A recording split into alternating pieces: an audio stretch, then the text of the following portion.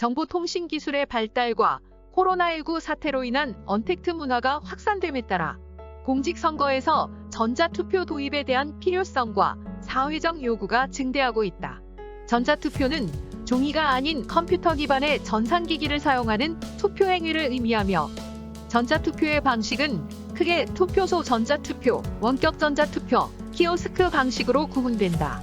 투표소 전자투표는 기존과 동일하게 투표소에 가서 투표용지 대신 투표기를 이용해서 투표권을 행사하는 방식이다. 투표가 종료되면 투표기기를 그대로 집계기기에 옮길 수 있어 기존 투표 대비 집계 시간이 현저히 줄어든다는 장점이 있지만, 중앙화 형태로 운영되기에 투표에 문제가 생겨 재검표가 필요한 경우 대조해 볼 수 있는 대조군이 없다는 것이 문제점으로 꼽힌다. 원격 전자 투표 방식은 스마트폰을 비롯한 모바일 기기나 PC 등에서 원격으로 접속해 투표하는 방식이다. 웹페이지나 문자 등으로 진행되는 투표 역시 원격 전자 투표 방식에 속한다. 유권자가 투표소에 방문하지 않아도 되므로 거동이 불편하거나 격리 중이어도 투표권을 행사할 수 있다. 전당원 투표나 비례대표 경선 투표, 주주총회 등 중소규모 선거에 주로 활용되지만, 투표 시점에 타인의 영향력이 투영될 수 있어 공직선거에서 활용되기는 어렵다. 마지막으로 키오스크 방식은 도심 곳곳에 배치된 무인 투표 시스템을 통해 투표하는 방식이다. 기존 투표소 전자투표 방식과 다르게 유권자가 투표 장소를 상대적으로 자유롭게 선택할 수 있다. 다만 오프라인 인증 절차 대신 외부 인증 기술이 필요하다. 국내에서 진행된 키오스크 투표 방식은 특정 투표소에 키오스크를 배치하는 방식으로 투표소 전자투표에 속한다. 전자투표를 도입한 외국의 사례를 보면, 선거 부정으로 혼란을 겪은 브라질은 1994년 모든 불신은 정부가 종이투표와 투표함을 전자기기로 바꾸면 종식될 것이라는 최고선거법원장의 주장에 따라 1996년 일부 지방선거에서 전자투표를 실시했다.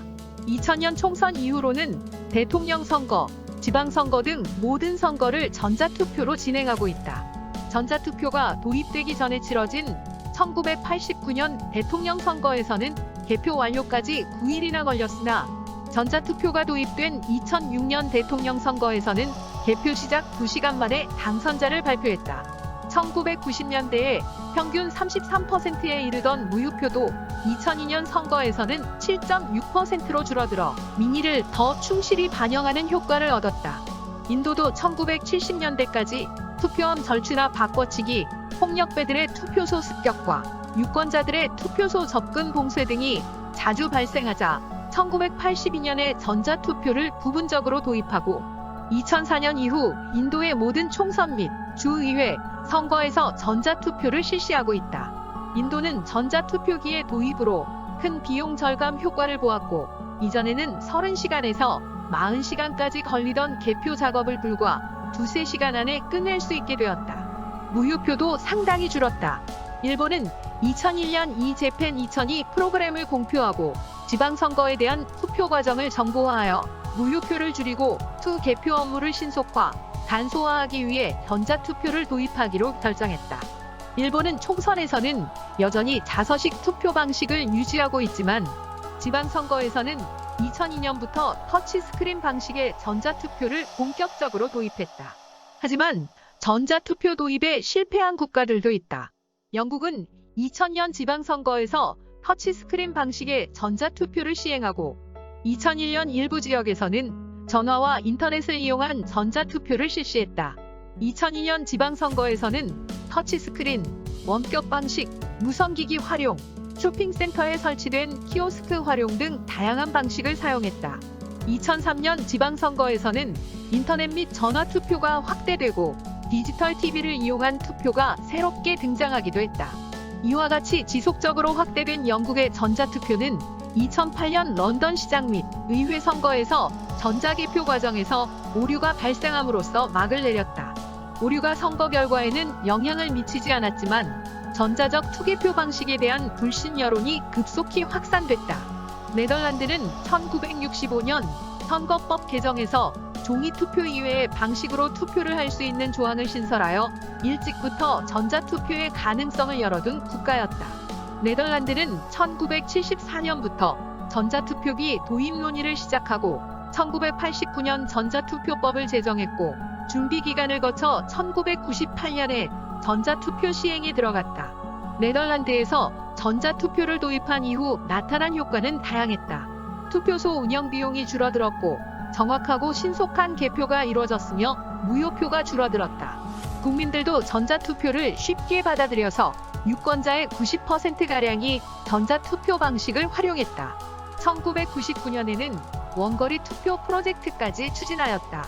그러나 2006년 전자투표에 반대하는 시민단체인 우리는 선거 컴퓨터를 신뢰하지 않는다가 전자투표의 기술적 취약성을 언론에 공개하면서 상황이 반전되었다. 이 단체는 방송을 통해 전자투표에 활용된 프로그램을 해킹하여 결과를 바꾸는 시연회를 열었다. 이 시연회 이후 네덜란드 공직선거에서 전자투표는 공식적으로 중단되었고 종이선거가 부활했다.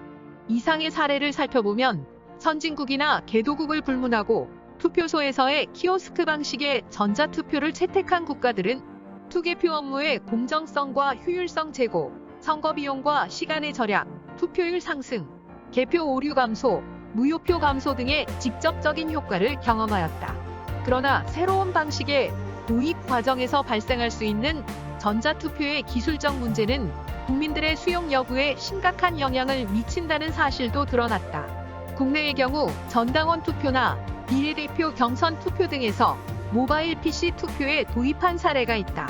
특히 2006년에 개발된 중앙선거관리위원회의 전자투표 시스템은 각 정당 경선을 시작으로 농협, 수협, 축협 등의 조합장 선거, 대학 총장 및 학생회장 선거, 아파트 주민대표 선거 등의 위탁선거, 민간 및 공공선거에 활발히 사용되고 있다. 하지만 해킹이나 명의도용 등 보안성의 문제로 공직선거에서는 시행되지 않고 있다.